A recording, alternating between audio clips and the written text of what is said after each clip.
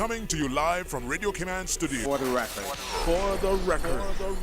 Hear from your government officials, independents, and the opposition on issues that matter to you. The record. Engage in an open dialogue between residents and lawmakers. For the record. The record. Informative, impartial, insightful. This is your talk show. 1-800-534-8255. Your calls, your input. This is For the Record. And now, your host, Orit Connor.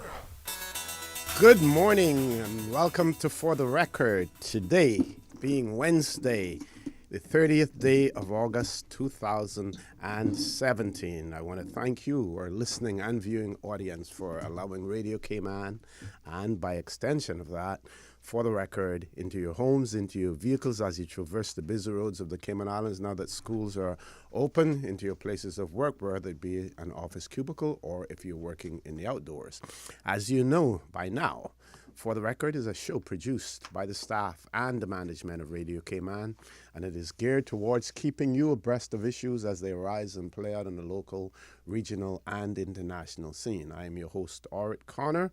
My two co-hosts in the studio with me, Dr. Steve Macfield, Ms. Teresa Pitcairn. You're welcome to join us in the conversation by calling us on our toll-free number provided courtesy of Flow. That toll-free number is 1-800-534-8255. You can also call us on 949-8037 and the 949-6990. If you choose to do so, then you will be greeted by that beautiful radio voice of Miss Susan Watson. If you choose not to call us on the phone line, then you can email us at For the Record. That is one word, For the Record, at candw.ky. And before I introduce my guests, I must say that many of you choose the option of contacting us through our email address. And here is one that I missed on Monday morning because it may have came in a little bit late. And this listener says, I try to listen attentively every morning to your show because the discussions are most important to these islands. However, as I listen each Monday, Wednesday, and Friday, I have not seen a light beyond the tunnel whereby anyone is listening to your talk and doing anything. So we're getting talk, but no action, this listener says. Says our government is responsible for immigration. Our government is responsible. Our immigration is responsible. Our legal department is responsible. But if 75% of our government belongs to a sworn brotherhood, that's very strong, a sworn brotherhood, how do we get anywhere with any proposal?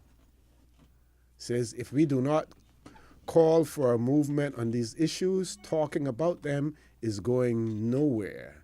Just another day on the show. Well, we try to do our best here. We bring those things to the attention. We call on the government whenever necessary to do things. We call out government departments when we find them at fault, and we laud them when they do things that are laudable, as well. And I would imagine, Mr. Dr. Steve Macfield and Ms. Teresa, that when they say a sworn brotherhood, that they're not talking about La Cosa Nostra. They're not talking about about the mafia. No, they're not. No. So with that, I want to say good morning to Ms. Teresa. Good morning to Dr. Steve Macfield.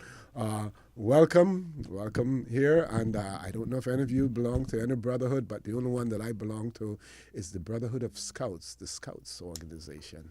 And whenever I am prompted by acquaintances to join some organization like a lodge, I say to them, I'm sorry, I already belong to one. I belong to the Scouts organization. Well, good morning, Mr. For the Record, and good morning to my co-hosts and partner, Teresa Pitcairn. And good morning to all your listeners locally and to those who are listening to you abroad. Orit, I belong to the Organization of Mankind. That's what I belong to. And womankind. And womankind. Well, mankind includes womankind. Sometimes. But I believe, but that's what I belong to, and I am even getting to the point now whether I do belong to that or not. Wondering whether I do belong to that or not, because the behavior of some of our people in our societies in which we live, in the world in which we live, makes me want to wonder if they really have mankind or mani or manicu, as CB would say that they are, and so. We talk a lot. We say a lot on the show. We bring a lot of information to the public, and it's for those people who have the power to make that information work and to make changes in the society are the people that are responsible. And for the person who sent you the text in, yes, I too am pessimistic that although we bring a lot of information and we suggest a lot of changes that should be made, nothing is being done. And I sympathize with you, and I hope that you and other people who listen to us every morning, every Monday, Wednesday, and Friday, will urge that your society changes to your benefit. Okay, Misty, good morning. Yes, good morning. In fact, just yesterday, Steve, when I was going to collect the children's school uniform, I popped by just to see Steve for a minute. And by the way, good morning, very pleasant and blessed good morning to everyone, the listeners who give us this opportunity to have the conversation, and who are, as I understand it from many that I see on the when I'm out and about, they are inspired by a lot of the things that we discuss. However, neither OC, Dr. Steve, nor I are what Jean Kirkpatrick called ventriloquists dummy. We don't engage in that business. But Caymanians have to own what is happening in the community. They can't sit down and, expect someone to come and get up and arrange the community in a way that encourages and ensures that the politicians deliver on their promises. There's no one else to do it. There's nobody that's going to come out and do it, right? So unless and until Caymanians decide that they are going to be courageous and responsible, accountability just doesn't end with our politicians. It ends also with us. We have that responsibility to ensure that we leave a community for our children, because these days it's less to do with us and more to do with the kids that are coming behind and the grandkids. And it's whether or not Caymanians are going to get up and say, well, look, what do I need to do to ensure, one, that politicians deliver on their promises, two, politicians listen to the concerns that people have, because no one else is going to do it for them. Is that clear enough now, OC? Yes. Okay, good. That is certainly clear. And I say to our listeners, and in particular that writer, that don't lose hope, because we are getting the ears of legislators. We are getting the ears of government officials. We see it all of the time. Whenever something is said here, we will get a response one way or the other from it, or we will also see action being taken. Now, staying on this same wavelength, I'm going to rant a little bit this morning again, and I'm going to say, folks, we have done it again. We have done it again. We have done it to ourselves again. I see headlines, I see editorials lauding the appointment of an ombudsman for the Cayman Islands. And yes, we need an ombudsman based on the way that the government has now arranged everything. So we will have an ombudsman who will cover complaints, who will cover the Information Commissioner's role and who will also deal with data protection. The question, do we have the right person for it? Other question, did we go far enough in ensuring that we had the right person for the job? Now, why do I say that? I say that because the person who has been chosen for the job, not many people on day one of their appointment to a position or to a job gets what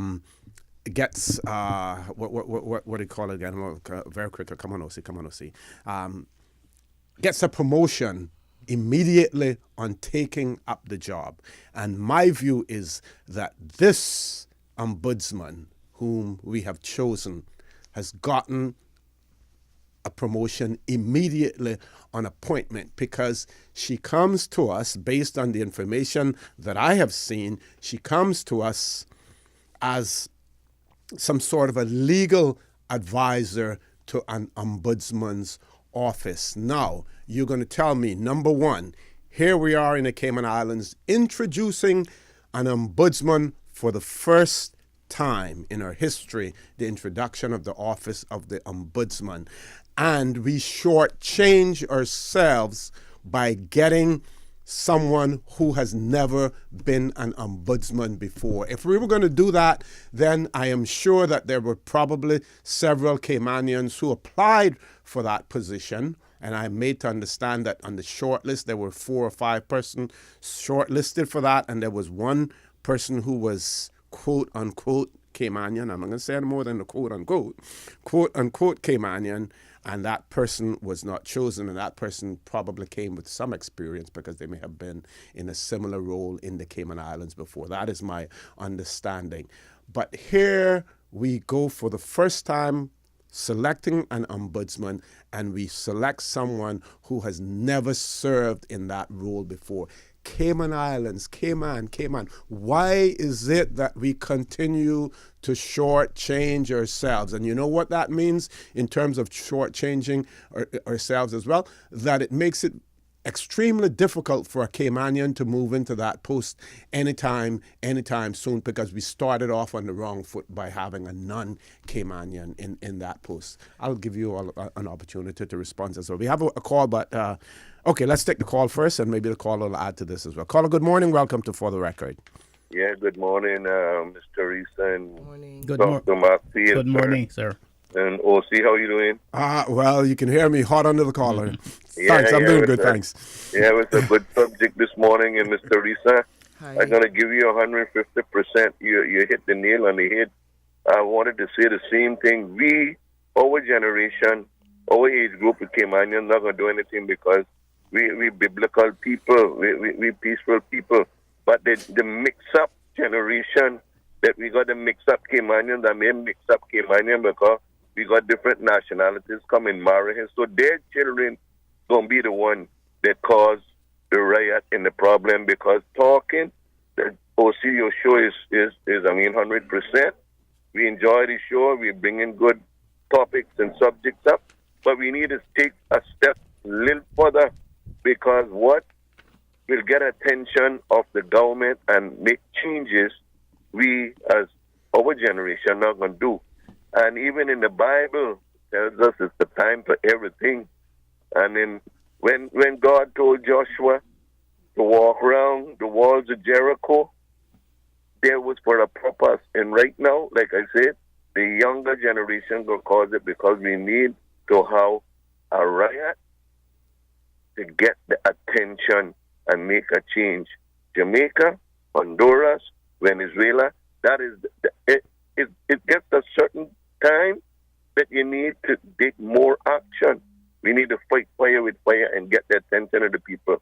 So, Mr. Risa, I give you 100% congratulations with that. The younger mix-up Caymanians going to be the ones that cause it, because we talking and not doing anything, but that's how we Caymanians are, because we grew up with Christian values all of our lives.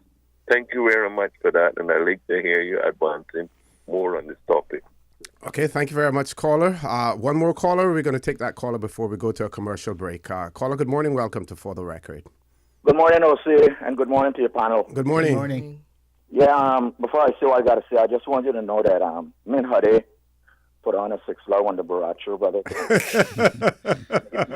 Yeah, I missed yesterday evening. Yeah, but concerning the ombudsman position, that position is not the highest position in Cayman, right? No, it isn't. Okay. So you guys should not be surprised that somebody without experience have filled that job, because the highest position in Cayman was actually filled by a person who have no experience in governing a country before, or overseas territory. So what's the big surprise? That will show you the level of respect that they have for us, the people of the Cayman Islands. Okay, talk about it. Thank you very much. Good point. Good point. Thank you. I take it he's talking about the governor. Yeah, she had no experience. Well, thank you. And Okay. you know this lady comes from Canada with no experience, and she getting a huge big salary. And not only that, it's gonna be overseeing so many people who are probably just as experienced as she is in her department. Okay, we've got to take a quick commercial break, but when we return, we will continue with this topic on the appointment of the selection of the ombudsman for the Cayman Islands. Please stay tuned for the record. We'll be back shortly.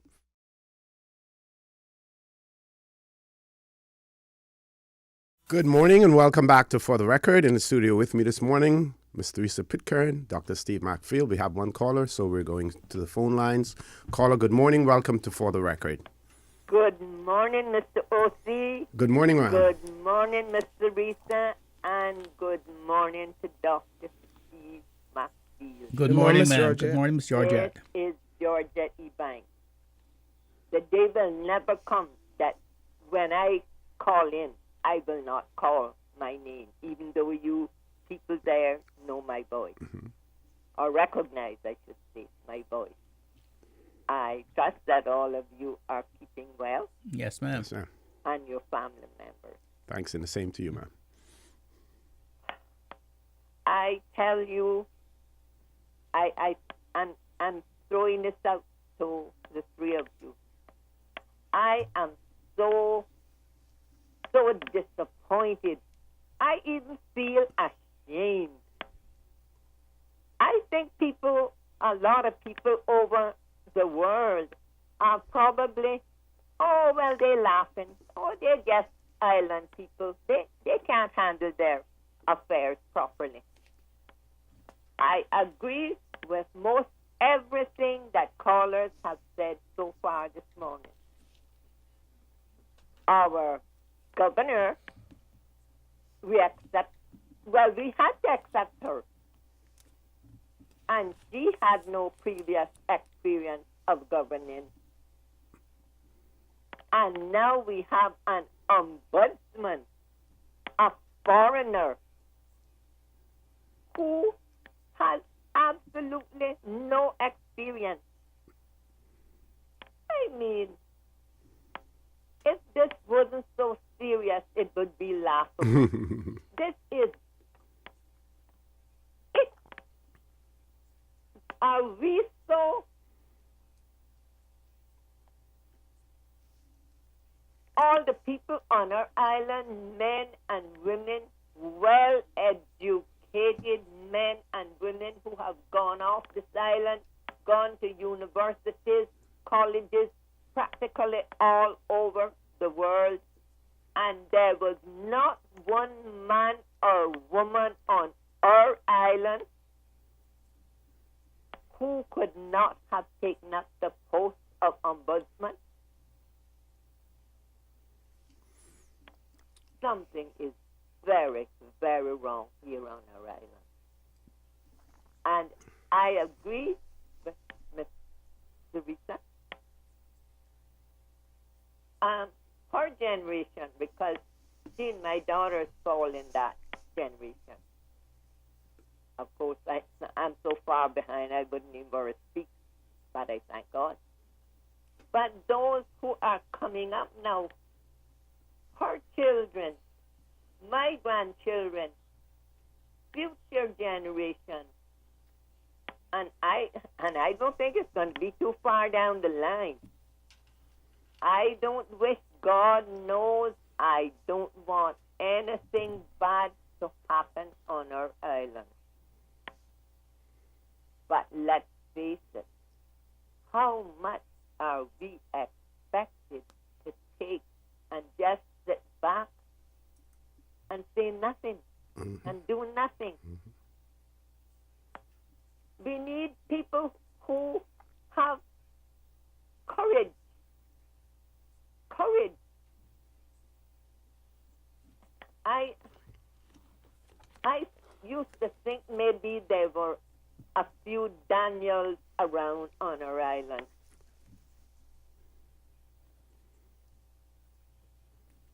I am absolutely lost for words this morning.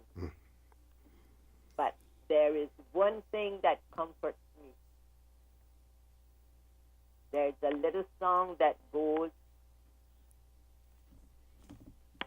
and though the wrong be also, and though the wrong is also so strong, God is the ruler yet. And we have begun as an island people to forget that there is a mighty, awesome God who is in heaven, who sent his son Jesus Christ to rescue us from all our iniquities, all our sins. But the point is, so many people, I think, are so puffed up with pride. God forgive me if I sound or I am being judgmental. But if we do not communicate with him and ask for his wisdom to govern this island in the way in which it should be governed and run, we have fallen short.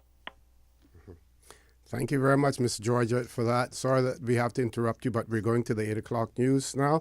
But I want to encourage you to continue to listen because, as you know, you posed the question in relation to the number of Caymanians that we have in the Royal Cayman Islands Police Service. And we will have Ms. Jackie Carpenter and Mr. Chris Duggan on after the news to talk about our recruitment. It may focus more on the special constabulary, but we will have more questions in relation to the Royal Cayman Islands Police Service and their recruitment drive as well. So I want to encourage all of you to please stay tuned. For the record, we'll be back immediately after our 8 o'clock news.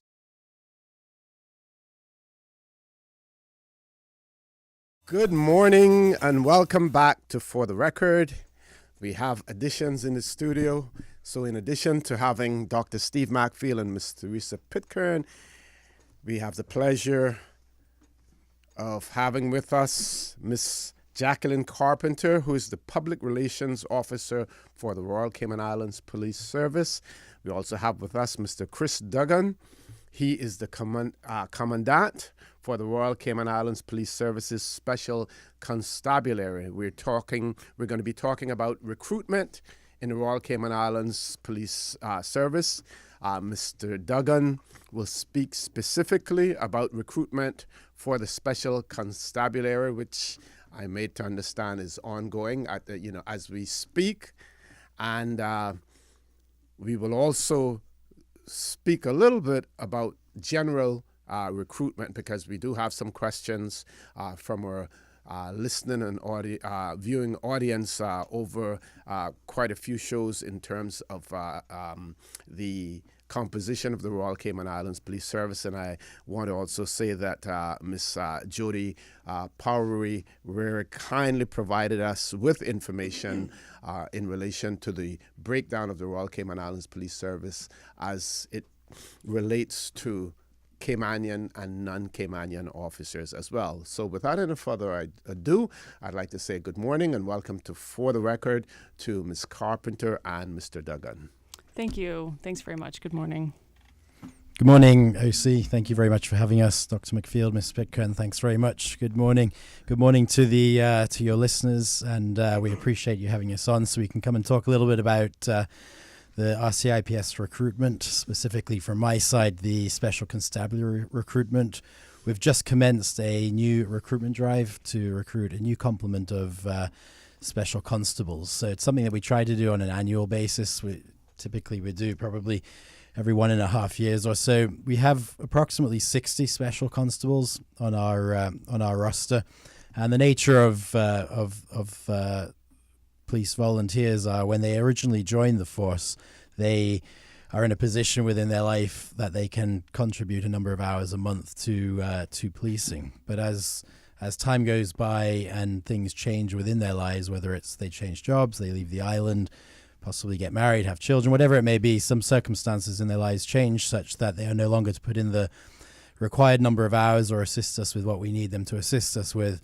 They move on, and in order for us to keep up our numbers, we need to continuously recruit. So that's why we try to do this on an annual basis, just to keep our numbers up, because we play a critical role in support of the RCIPS. And so in order for us to adequately fulfill our mandate, we need to ensure that we have a full complement of officers. So we started the recruitment drive this week is the first week.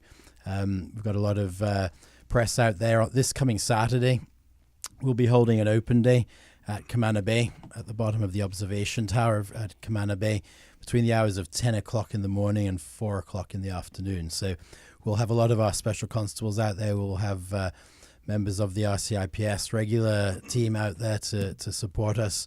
And really, it's just an opportunity for anyone who thinks they may be interested in volunteering as a special constable to come along, to talk to us, to ask us any questions they have.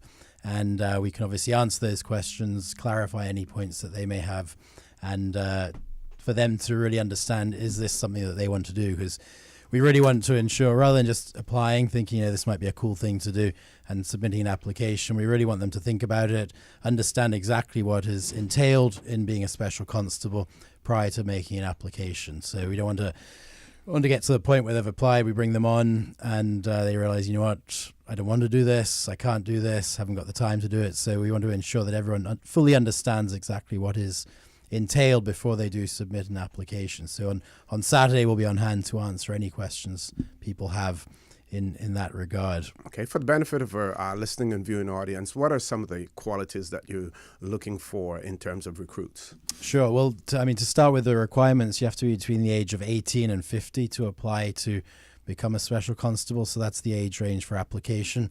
The main quality is we're looking for someone who has a passion to serve their community. That's really the main quality. In addition to that, once you've checked that box, you obviously need to be physically fit. This is I'm not going to sugarcoat it all. This is a very challenging role. It's a very, very rewarding role, but it's also very, very challenging. So we need to ensure that you do have a good level of physical fitness in order to be able to properly and safely do the job. And you need to be a resident of the island. It's obviously the Caymanians, which we would highly encourage to join, or a permanent resident, or work permit holder who's been on the island at least a year. Other than that, as I said, it's really it's people who are looking to contribute to their community, looking for a rewarding way to do it. There are so many great ways to contribute to the community. This is one of very many. I've been doing this just under 20 years now, and every time I go out working, it's there's something different, and there are different challenges, but certainly very many different and inspiring rewards that come from doing this role. So they're really the qualities we're looking for. And as I've said before to so many people, this isn't a conduit for people to get to permanent residency status. A lot of people come on and say, "Can I have my letter now?" and you never see them again. That's absolutely not the case, and we're not in the business of facilitating that. What about it as a conduit for possible recruitment into the Royal Cayman Islands Police Service in general? Can being a special constable help you or assist you in any way in making that transition? Yeah, I mean, it absolutely is. I'll let Jackie elaborate a little bit more, but certainly we've had some of our special constables who are now regular officers, and it's a great way if you're thinking of a career in the police force and you're not really sure whether it's for you. This is a perfect way to take that first step and then come and participate, and if you like it and love it, then make the full application to join the regular service. And based on your previous recruitment drives, what has been the uptake in terms of persons? And I'll make this a two-part question. What has been the uptake, in relation to that? And also, what should a person be prepared to commit to in terms of average hours per week, per month, or whatever, in terms of being a special constable? Sure. Well, the last recruitment drive we did, we got in excess of 60 applications, which was absolutely fantastic. Mm-hmm. We go through a multi-part recruitment process in terms of sifting through the applications, firstly to ensure that all applicants are adequately and appropriately qualified. Once you've passed that first stage, then we go through a physical fitness test. And as I alluded to earlier, that's absolutely critical. And the fitness test that we do for the special constabulary is exactly the same as it is for regular recruits. Okay. Obviously, we're doing exactly the same work. Special constables have the same powers as regular police officers. We get put into the same situations as regular police officers. So it's very important for our special constables to go through exactly the same process with regard to fitness. Once that's a pass-fail test. If you don't do everything you need to do within the allotted time, you don't do the number of reps, whatever it may be, then you're not allowed to proceed. What we will say there, though, is if you've passed everything else and you fail on the fitness test, we will give you an opportunity, to come back in a few months, because obviously that is something that you can change, and we don't want to completely discard these volunteers. So. And after that, we've got written tests, verbal tests, and an interview process. Once you got through all that, we'll go through the background checks, ensure that there are no police criminal records. You pass the background tests, and after that, we go through the training process. Typically, from those 60 applicants last time, we got a class of 10. We're looking for 10 to 12, but we got 10. So we do lose a lot along the way in the process, but we need to ensure that the 10, the 12, whatever we get, are the elite people who are going to be able to step up to the challenge and be productive officers on the road. So once you are we going to once you have been sworn in as an officer, the required number of hours are 15 hours per month. And also to participate in at least 2 of the special events. One of the special constabulary's main mandates is also to police all special events, your Batabanu, Pirates Week, marathon, triathlon, whatever it may be. And so we need to, in addition to the 15 hours, we require 2 special events per year, which again, typically our shifts, we do 12-hour shifts. So within 2 days a month or 2 shifts a month, you've already passed the 15 hours. Very quickly before we go to the break, Sure. What about disaster preparedness? We're in the hurricane season and stuff as well. If we were to be hit by a natural or unnatural disaster, what preparations do they have for that? Yeah, we have the special constabulary have a hurricane plan, and it requires that in the immediate aftermath of any hurricane, for example, all of our special constables are to report to their local police station to await deployment from the inspectors on duty to assist in any way. If the shelters are open, one of our main roles after a hurricane is to man the various shelters around the island.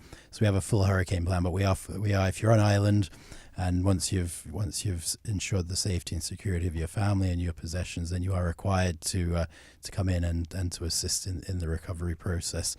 If you look at an unnatural disaster, the issue we had the other day with the fuel tanks, a lot of our special constables, when we realized the need for more officers to assist with the evacuation and roadblocks, a lot of our guys came out, and we were assisting the officers with that as well. So there is that expectation. Excellent. Thank you very much. Folks, we're going to take a commercial break now. When we return, our conversation will continue with Mr. Chris Duggan, who's the Commandant of the Royal Cayman Islands Police Services Special Constabulary, and Miss Jackie Carpenter, who is the Public Relations Officer for the Royal Cayman Islands Police Service. Please stay tuned for the record. We'll be back shortly.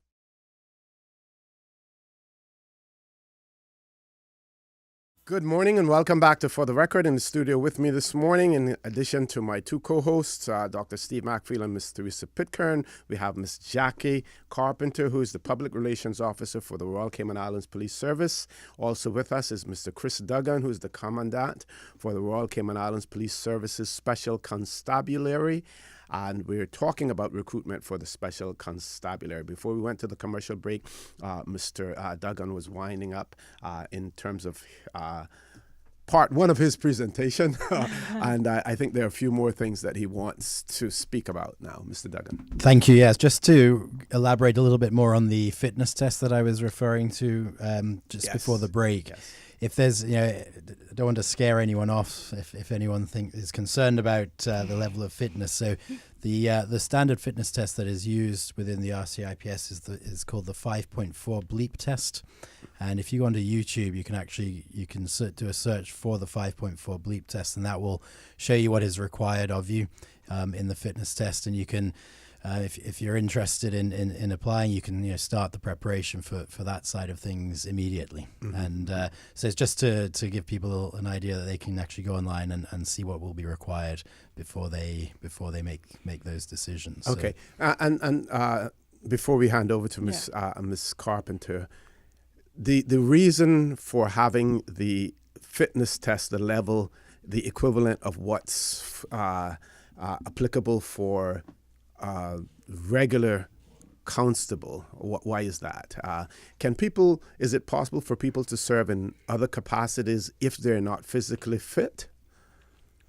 Yes, the rationale for the fitness test being identical is that all special constables, when they first get sworn in, spend a minimum of the first year of being a special constable on regular patrol duty. And while our training isn't as rigorous as the regulars in terms of some of the more advanced investigative processes and techniques, we need to be on a par with regular officers when it comes down to regular patrol work.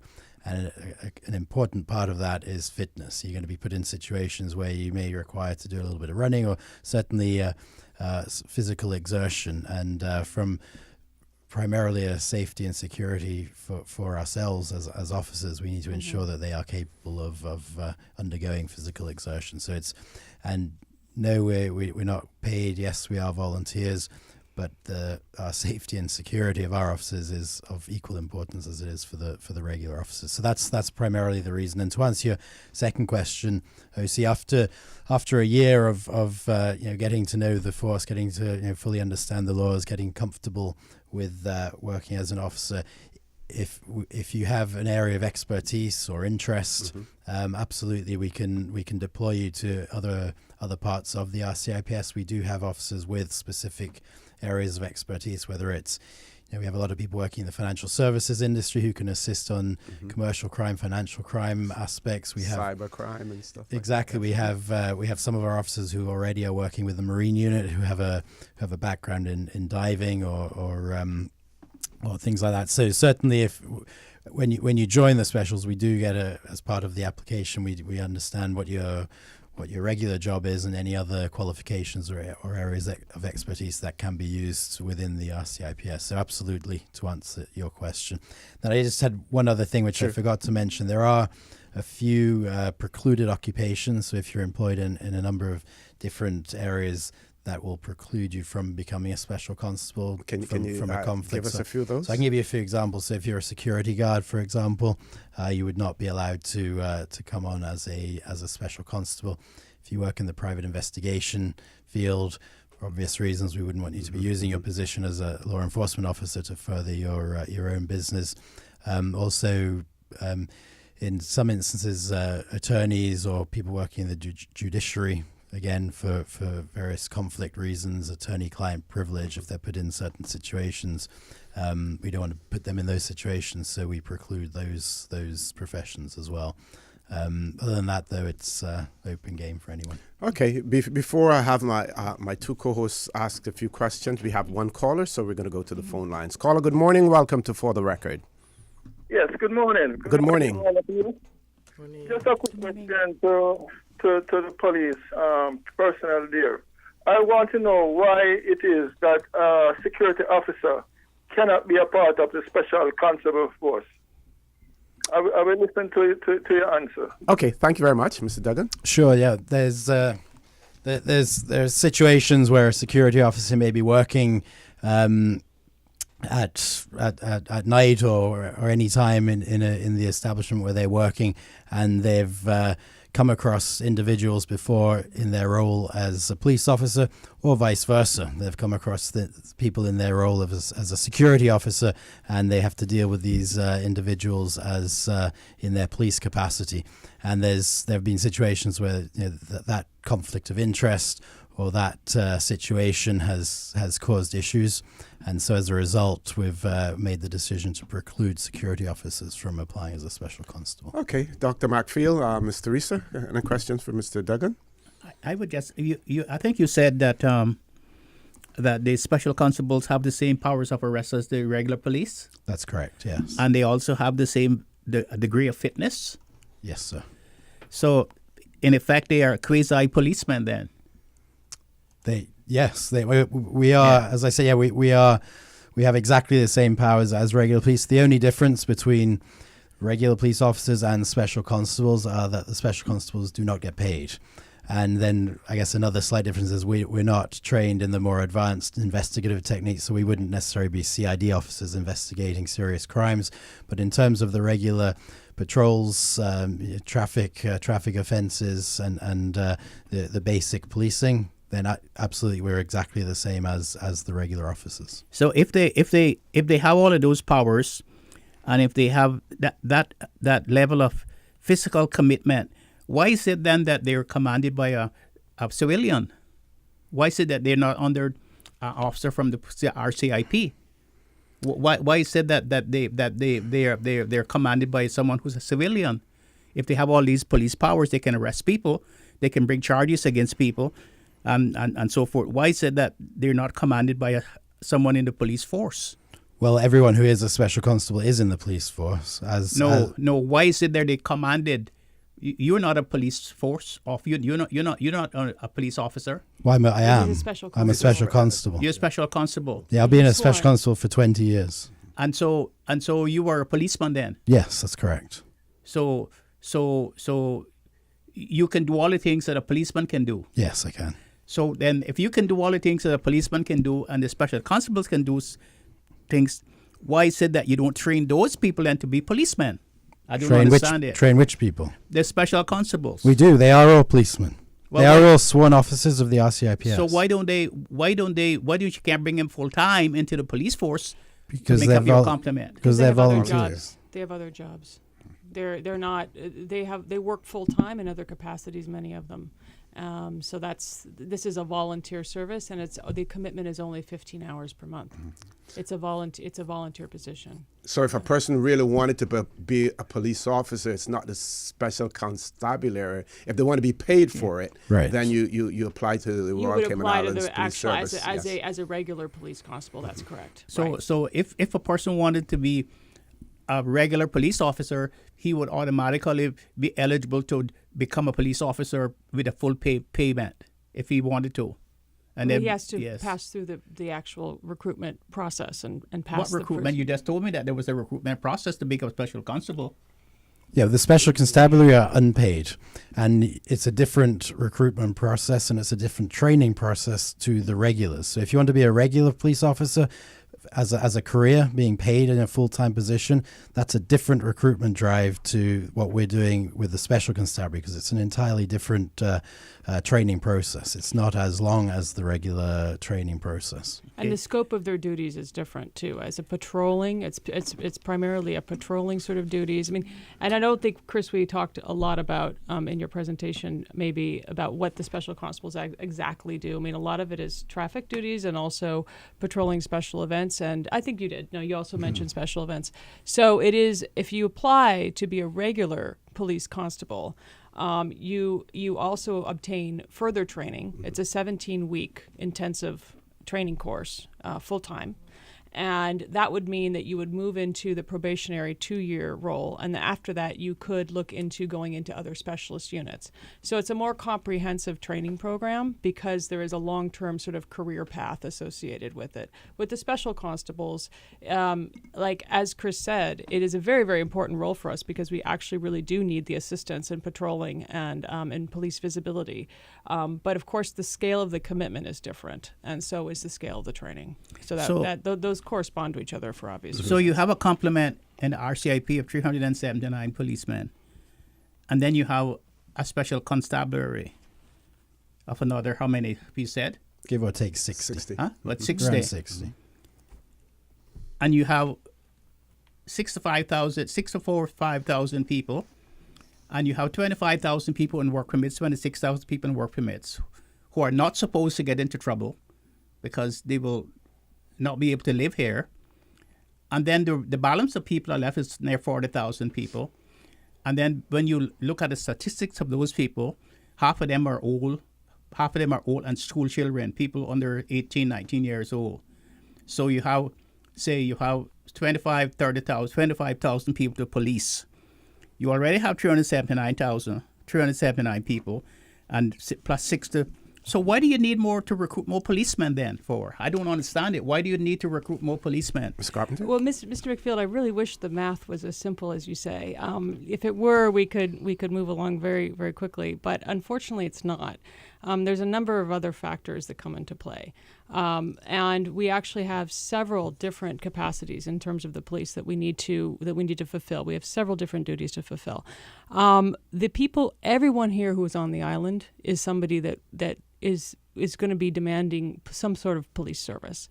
Whether you hold a work permit or don't, you can still get into a car accident. You can still get into a serious car accident, which will require police resources to investigate and move forward on. There's any number of examples. So it really doesn't break down according to, what stamp a person may have in their passport, what kind of police service they may require. We serve everyone on the island. And for that reason, the complement of the police service needs to reflect everyone on the island. Now, with respect to the increase in officers, I believe you might be referring to the Compass editorial today, or not editorial, the article. That is a proposal over a 3-year period to add 75 more positions. We are really in need of a larger complement of police officers in order to service the needs across the community. Wherever we've gone over the last several weeks, I've been with the commissioner. We've gone to several different community meetings, and at every community meeting, everyone there says that they want more beat officers. They want to see more beat officers in their community, and we're trying to answer that request, and I believe the government is trying to answer that request as well with some of its proposals. So that's what this is about. But with respect to the special constables, I would say that there are 60 in the special constables, but not all of those people, as Chris had said, some of those people are no longer active because of changes in their life. So it's really not that we have 60 extra people every day out there. That's not accurate. That's not a reality. That's why we're going through this drive right now to try to get the 15 hours per month. And sometimes it's a struggle for people to put in those 15 hours per month. So it's not, the numbers are not such a raw equation, I'm afraid, as it may look. And I think we also need to remember that police work is shift work. It's 24 hours a day. So we need to have different shifts. I mean, people are working when you and I are sleeping. So that requires a number of bodies to actually maintain that and actually service the needs of the island. The only other thing I'll add is just an example of the increasing needs of the island. If you look at how many cars were on island 10, 15 years ago versus how many cars are on island now. I don't have the raw numbers. I used to have them with me, but I don't have them now. It's increased a lot. And that means more and more people are driving, more and more traffic accidents, more and more people to police on the road. That's just one example of many of the increasing needs on the island that the police need to respond to. Okay, we're going to take a commercial break now. When we return, we're going to give Ms. Teresa an opportunity to ask a question as well. Please stay tuned. For the record, we'll be back shortly.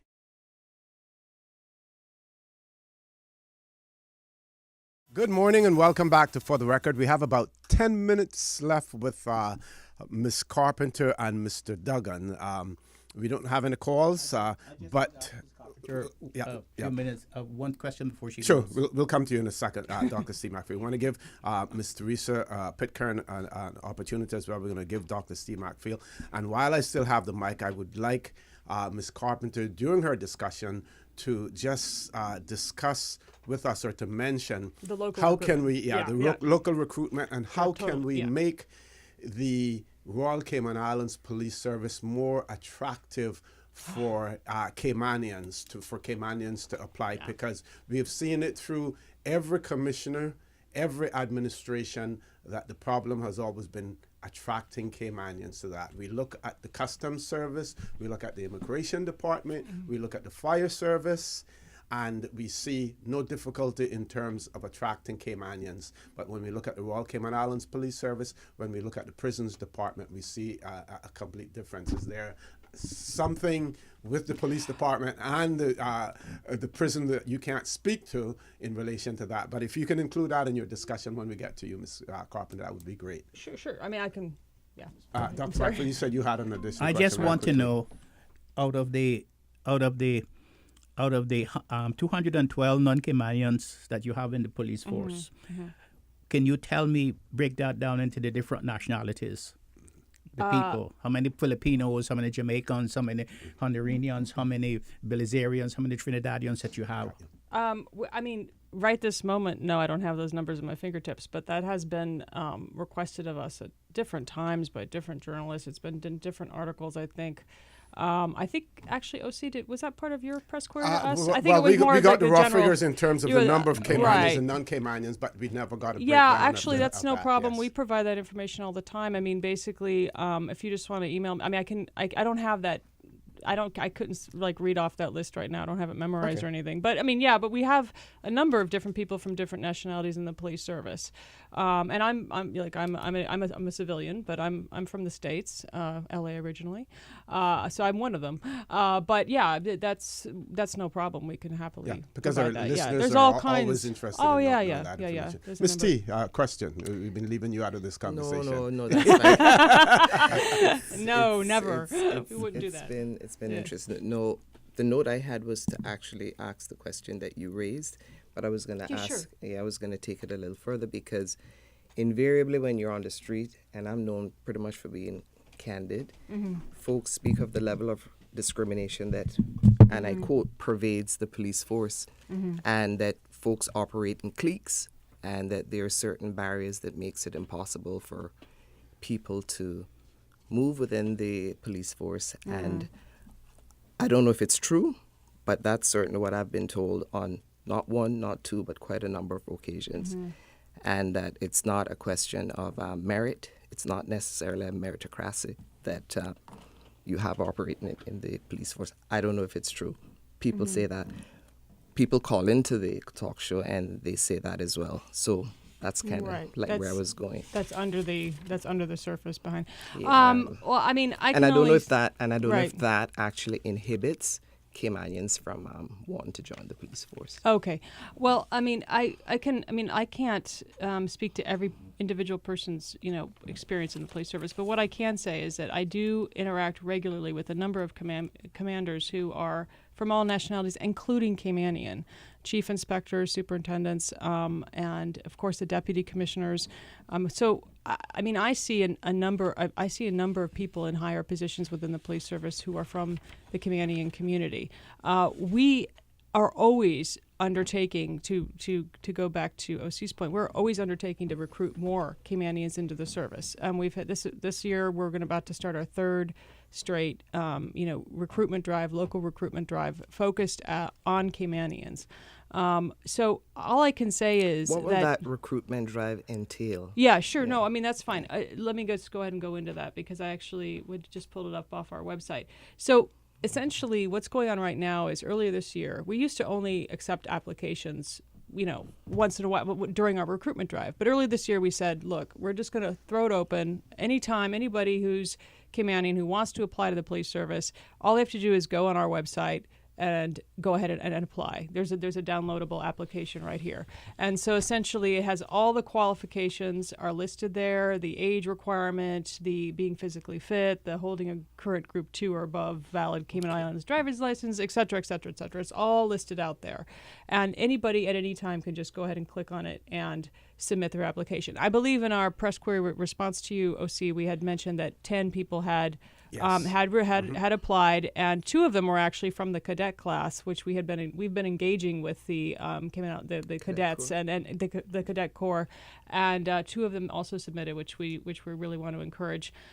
So now what we're going to be doing is going ahead and actually doing more of the promotion again this fall to pull together a recruit class to start usually right at the beginning of January. We start the recruit class, and then they go for 17 weeks, and in May at some point they graduate the recruit class.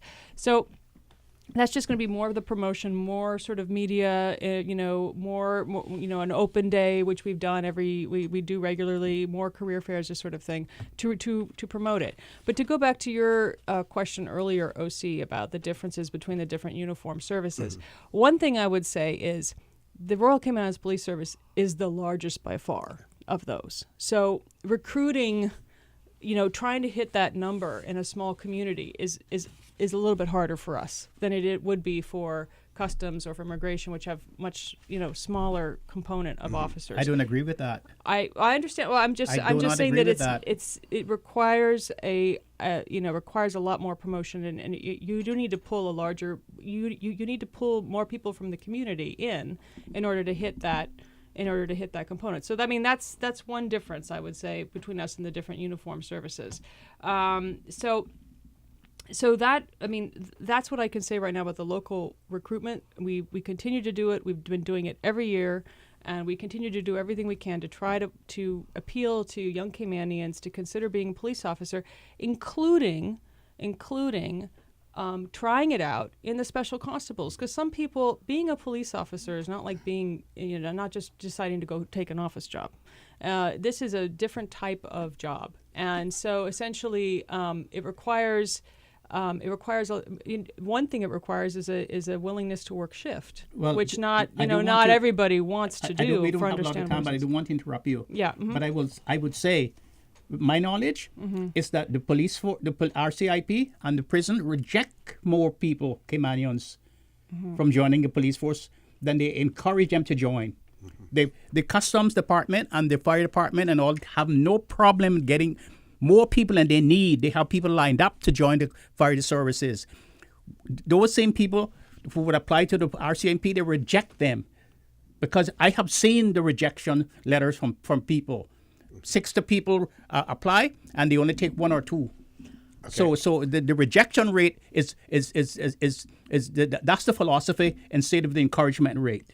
Okay. I'm going to ask you, I know you have to leave at 9 o'clock. We go to headline news. That takes about 1 minute. If you can spare us an additional 5 minutes or so, okay, sure. And that I would can be also great. Respond to that. Sure, no exactly. Thanks. Folks, please stay tuned. For the record, we'll be back shortly. We have one caller on hold, and we're going to ask that caller to hang in there. As soon as we return, we will take your call.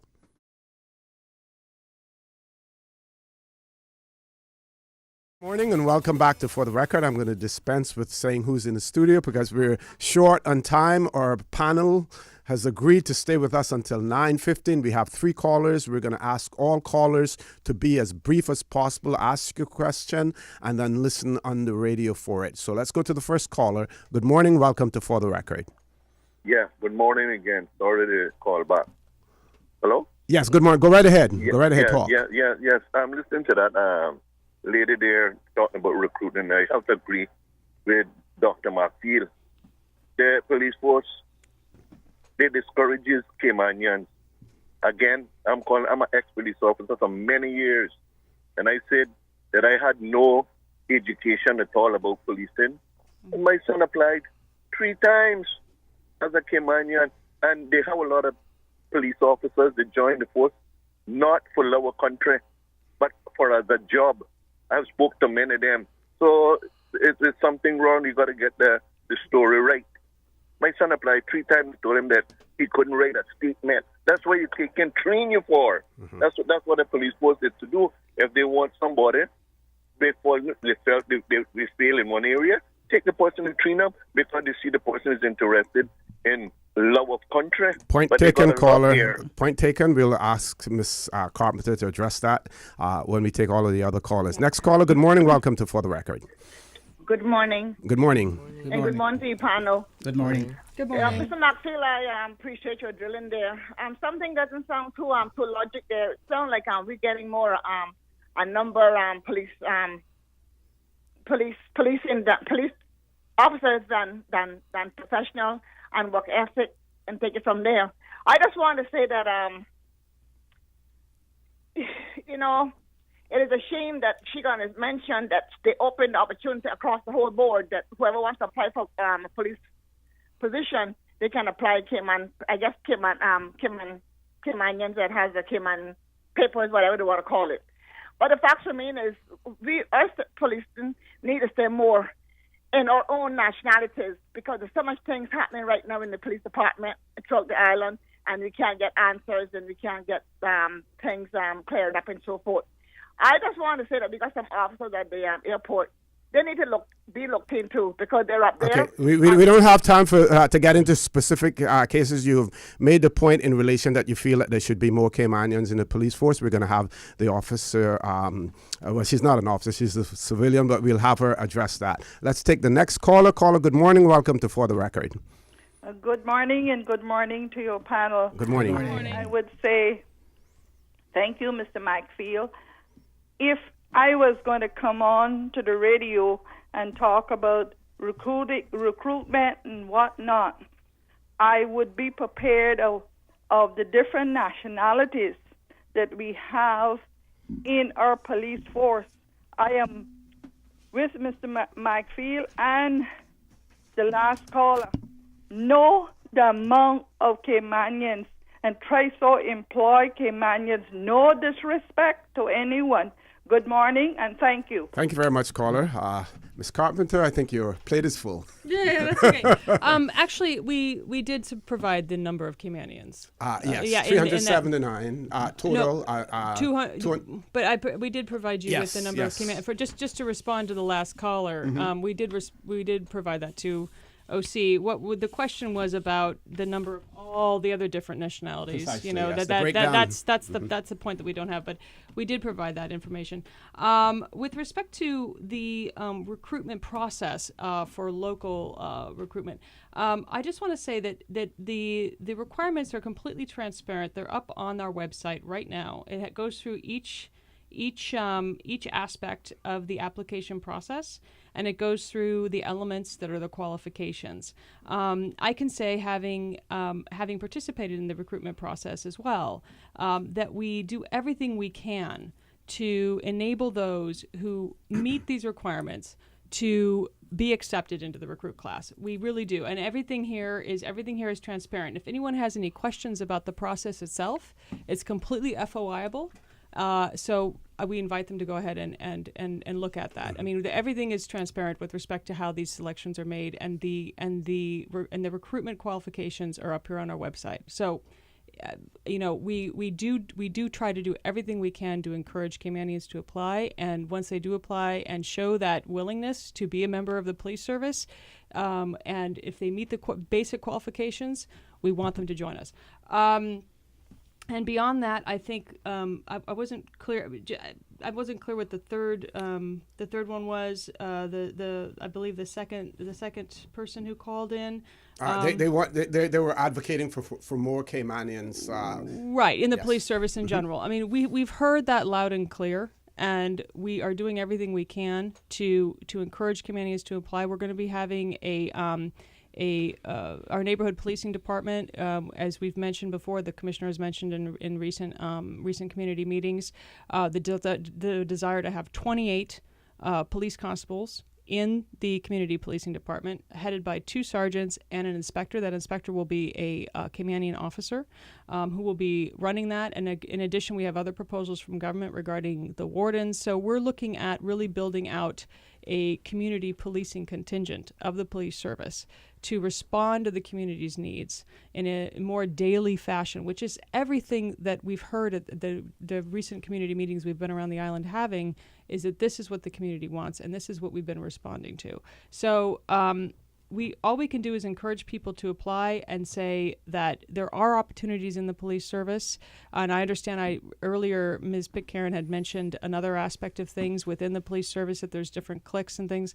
All I can speak to, because I'm just one person, and this is obviously a large police service, but all I can speak to is that I interact every day with Caymanian police officers who are in upper levels of the service, and I personally don't see this division you're speaking of. But I don't want to say that it doesn't exist, because I can't speak to everything that happens in the police service. But I just want to say that I experience an atmosphere of camaraderie, and I have a very good interaction with all of my colleagues. It's difficult, Jackie, though, for you to be the public relations officer and being completely blind to that sort of thing. No, I'm not saying that there aren't, and I'm not saying that there aren't differences in the. I mean, I understand it, because there are things that go on, but I'm just saying that we basically function as a team, and I've been very honored to work with the police service and really feel that camaraderie among the officers and the civilian staff. I'm surprised that you were the officer and you don't know about all of these really things strange. that are in the community, that people are talking about in the community. It surprised me. I understand. But it doesn't surprise me. But or why is it, though, that folks are willing to speak to us on the street about it and are unwilling, based on what I am discerning from this, to raise it in the police force? And why is it easier for people in customs and so on to attract Caymanians to get in and not within the police force? I'm going to switch gears a little bit. One of the callers that I sort of abbreviated the conversation, she was mentioning the airport. And this is a rhetorical question. Is it time for the airport to look at providing their own security and their own officers there, especially for traffic control and everything, rather than pulling from the Royal Cayman Islands Police Service to do that, where officers could be utilized in crime fighting and everything as well? That's just a quick question. We have 2 more callers. We're going to see if we can take those before the 9:15. Again, callers, we're asking you to be brief. Please be brief. Good morning. Welcome to For the Record. Hello, good morning. Good morning. Good morning, Lucine. Good morning to all the panel there. I don't want to take too much time calling names and stuff. But that's why we say be brief. So something that I read in yesterday's paper, or today's paper, there's going to be 450 policemen. I think that was the number they quoted in the paper. They expect to have that many policemen here. We have 60,000 people on this island. That works out to be 1 police officer for every 100. Caller, you weren't listening. I'm going to cut you short here simply because you weren't listening earlier. That question was posed by Dr. Steve McField in relation to it. So if you didn't hear the answer before, we'll try to repeat it. But were you listening when Dr. McField posed that question? One more quick thing, yeah. The thing is that I'm worried about now too is that, remember all those cameras we're supposed to have on the roads to catch accidents, things like but that. we're talking about recruitment, caller. We're talking about recruitment now. Let's take that for another show. Next caller. Good morning. Welcome to For the Record. That caller's hung up. 3 minutes left. I want to give both of you an opportunity for some closing comments, please. Sure. No, I mean, I just want to say that I really welcome an open discussion about the police service and about the need to improve and strengthen public safety on the island. And we're always open to that conversation. We are a police service of people from diverse backgrounds. And as in any large organization, of course, there will be internal issues. I'm not denying that. But I can only speak to the fact that what I see on a regular basis is a real camaraderie among the officers. That doesn't mean that other issues don't exist. I can't speak to all those things. But with respect to our drive, our desire, our willingness, our openness to have as many Caymanian officers as possible, we are always open to anyone who wants to apply. It's on our website. The qualifications are transparently listed there. And we really do welcome anyone who has any information or any willingness to, if they have any questions, to give us a call. We have our RCIPS training unit. That's at 946-2012. People there can talk to them about any questions anyone may have about having it be, drop on by. It's over in Governor Square. Any questions you may have, we're always willing and open to have a discussion with you. And the second thing is, and I just want to loop back to the special constables because we're here at the end of the show, and I just want to, because originally we started with them, yes. And I don't want Chris to feel left out. But really, if you are interested, I mean, being a special constable and trying it on for a little while might be a real way to see if it is for you. Because it isn't like other jobs. It is a very demanding, but very interesting, really fascinating job. And being a special constable might be one way just to try it on and see if you like it. So I'm going to pass it over then to Chris, just for some closing comments on that respect. Sure, and just want to thank you again for having us on and giving us an opportunity to talk about our recruitment campaign. As I said, it's open now till September the 15th. We have our open day on Saturday, and as Jackie alluded to, anyone who's got any interest, who think they have some interest, come talk to us. We'll let you know what is entailed, what you do as a special constable. It may lead to a new career. If it doesn't, it will certainly lead to you being contributing to our community, helping make the community a lot safer, a better place. And as I said, I've been doing it close to 20 years. It's been very rewarding, and it's great to be able to contribute to the community that me and my family live in. So I encourage everyone to come in. Again, thank you for the questions, for letting us come and talk. Thanks today. for being here. We've asked some hard questions. We have one last caller, and I think this one, rather than being a question, is a compliment that they want to place. Go ahead, caller.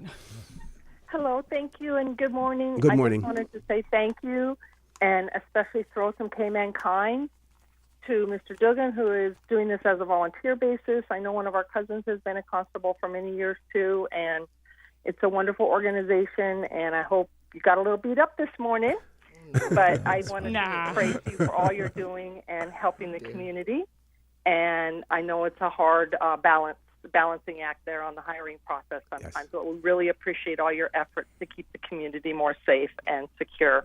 Thank you so much. Thank you very much. We appreciate that, ma'am. Caller. Thank you. And thank you very much again. I know that the police department has come in for some rough times. There is the suit about the police officers being retired and then having to come back as and the grade of a police constable. And again, Ms. Carpenter, if you can convey this to the higher-ups, or we would certainly welcome to be on For the Record as well. We need to look at innovative ways of attracting Caymanians, especially those Caymanians who are thinking about career changes, so that they don't have to come in at the bottom of the ladder at a constable's level if they're coming with professional skills in other areas that can be utilized by the Royal Cayman Islands I think Police Service. that's a larger discussion, and we're welcome to have that discussion. Certainly. Yeah, sure. Again, thanks very much, and thanks you. for taking those hard questions No as well. Folks, please stay tuned. For the Record, we'll be back shortly.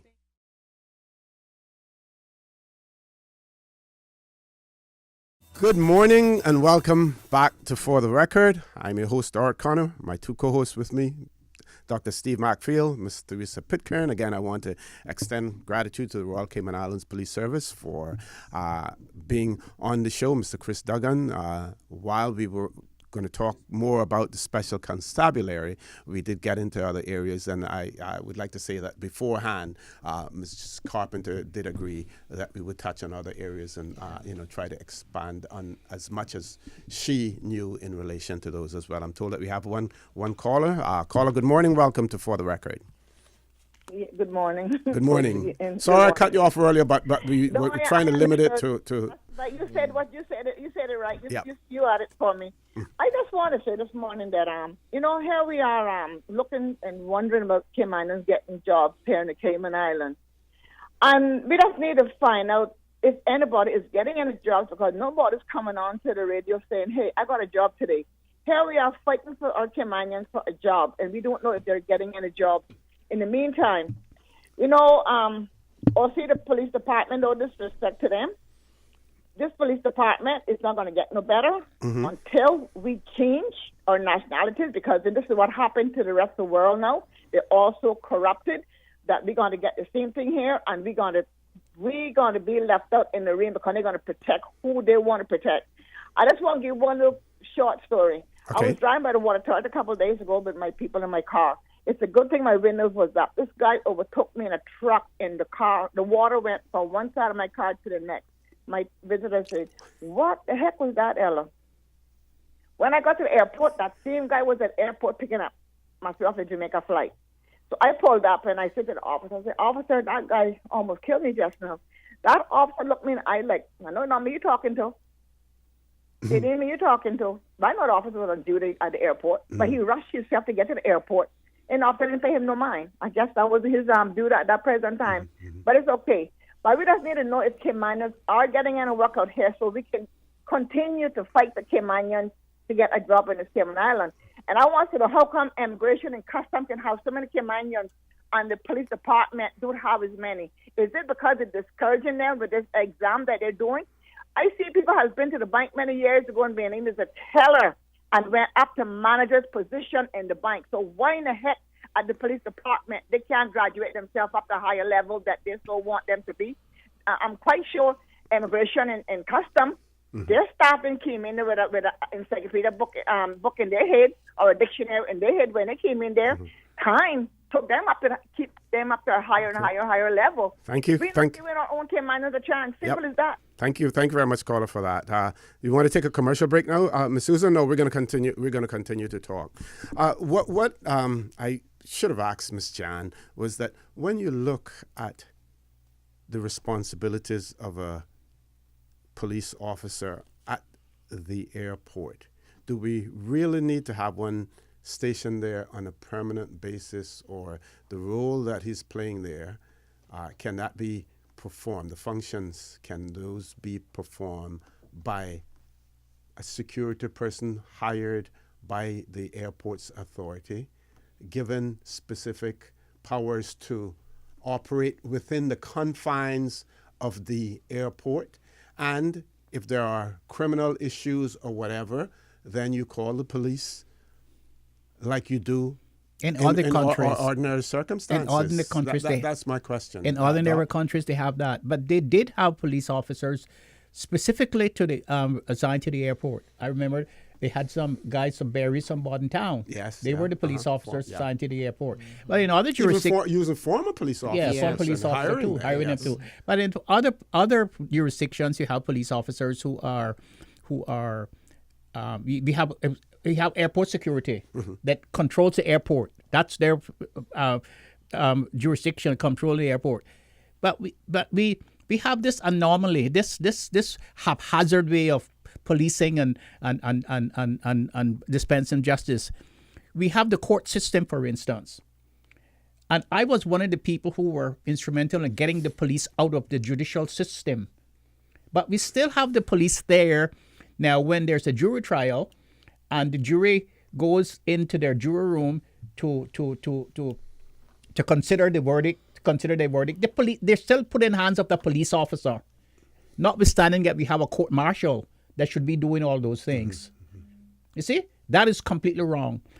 But the whole idea of policing in Cayman Islands, it seems to me, it still look at a colonial force. That is the whole idea. It's still a colonial force. And when the lady came here this morning and stuff, it doesn't surprise me why there are more Caymanians in the police force. It doesn't surprise me, the whole attitude of these people. Now, the Metropolitan Police Force in London was formed in 1829. That's when London got their formal police force. We got our first policeman something like 10 or 11 years afterwards, or 9 years afterwards, in 1837. I grew up here in this country with 5,000 to 7,000 people, and we had 9 police officers, and they were all Caymanians. They did a fantastic job at the time. When we got our first airplanes here, the Caymanians weren't pilots. They didn't know how to fly. But Jim Borden went out and sent them for training. And today, Caymanians are flying some of the most expensive airplanes that they make, carrying passengers, 100 and odd people, with the responsibility for all those lives. So if Caymanians can do that, why is it that they cannot walk on the beat in their neighborhoods to make sure that they can detect a crime and that they can defend their people and that they can bring people to justice? Why is it? The police force is seen as nothing but a colonial force where they keep order and they do not want that to pass on to the Caymanians, and that's the reason why we don't even have a Caymanian police commissioner. I'm told that there's another service, and we may have mentioned it this morning as well, that we're starting to see more and more intrusion of one particular nationality, within that department. And basically, what happens is that it appears sometimes that we as Caymanians are the only ones who do not look out for our own. One nationality gets a foot into the door, and then he brings friend and family after that. And I say that to say that I mentioned earlier about our new ombudsman. Now we have the Office of the Complaints Commissioner, we have the Office of the Information Commissioner. Both of them staffed by Caymanians, not wholly staffed by Caymanians, because we saw in the papers today where an acting deputy of one of those government institutions, has now been found guilty of destruction of police property and everything else. Don't know whether or not that person has been interdicted from duty while this has been going on or not. But I'm saying that to say, let's watch and see what happens within the Information Commissioner's Office, the Complaints Commissioner's Office, and the Ombudsman Office afterwards. Let's see if there's a recruitment drive for positions in there, where they come from, because people have a tendency to look out for their own. I just say that. Now, I know a lot of people are going to say this morning that we're sounding anti-foreign. No, we're sounding pro-Caymanian. Let's take a few calls. Caller, good morning. Welcome to For the Record. Good morning to you. Good morning. Three Musketeers again. Morning, Good morning. The taxman. I'm so glad to hear what you're saying, Mr. Maxfield. For you and Mr. Reese and Mr. O.C. And anyway, I won't say anything about it, but we all know what you started out with. Yes, it baffles me. Really baffles me, the appointment. Anyhow, that famous word, Winston Churchill's famous word, I'm glad my cousin George has mentioned it this morning, courage. Yes. Courage. All airports I've ever been to around the world, they have policemen there. When you go to Miami, I know a lot of us go there very often, you see a lot of police there, and they're packing iron on their waist, the big iron on their waist. They're packing it. Immigration officers wearing guns now, customs, everything, and they're packing it. So you feel secure. I don't know about anybody else, but police should be out at the whole airport. Thank you very much. Have a wonderful day. I listen on. Very interesting. Thank you very much, caller. Thank you. Next caller, last one, I believe, for the morning. Caller, good morning. Welcome to For the Record. Good morning, caller. Welcome to For the Record. I just wanted to. Hello. Hello. Good morning. Yeah, I just wanted to tell you that when the gentleman called in this morning about his son not getting a job because he couldn't write a statement. Mm-hmm. I've had police from where write me a ticket that you couldn't read it. It was so bad. And these people come here, and this is what happened. People within the force get accolades to these people who they want to come in, and they'll tell them that, oh, I work with him, he's a good guy, or whatever it is. And these people just buy that. We need a Cayman or somebody that's capable of scrutinizing these people when they come here, because we wouldn't have criminals coming in as police officers, and then we find it after they get here. These are the things that bother me about, or not just about the police force, but other areas. We must have Caymanians in place and train us, and we do a good job. We went overseas. We graduated. We did all kinds of stuff. You have, Steve was talking about a pilot. Look at that young man from I think Savannah or New Orleans, someplace like that, where he used to work for Cayman Airways. Now he's flying for some big airline up in Europe. You know what I mean? We don't give ourselves enough credit, and we keep thinking, listen to the foreign nationals who come here, who want us to do exactly what we're doing. And so we continue to listen to others and not their own people. Have a good day, gentlemen. Thank you very much, caller. Final comments from, very quick final comments from both of you this morning. I'm going to put both of you on a leash now because our cameraman, I believe, has to go, right? Because he has another engagement. No, I'll give my time. I'm getting here like Maxine Waters. Taking my time. I'll give my time to Steve. To the gentleman from Northward. Yes. Claiming my time. It goes to show you that we are still on the forefront and putting out the information to Caymanian people, doing what our elected members should be doing. It seems to me that the operative word this morning came from Miss Georgia. Courage. And Mickey Hurston. And Mickey Hurston. Yeah. Courage. That we seem not to have the courage. We seem to be psychologically broken. And we seem to say, well, other people can do it better than we can, and that we can't do anything to help ourselves. We seem to have become displaced in the world that we live in. We seem to have, it's like the old maritime metaphor. We seem to be a ship without sails in a hurricane, and without sails, and we being beaten by the waves from up and down. We seem not to understand that we are being taken over as a people, and that if this psychological system against us continue, that we are not going to survive as a people in this vicious global village that we are a part of. And there's an old African saying, and I will leave it with this: power wears out those who do not know how to use it. Okay, I want to thank both of you. I also want to add that, we talk about the Cayman Islands and this is ours. For those of you who resist any move forward in terms of us determining our own destiny and being in charge of our own destiny, we should be extremely grateful here in the Cayman Islands that we have the whole concept of freehold property as opposed to leasehold property.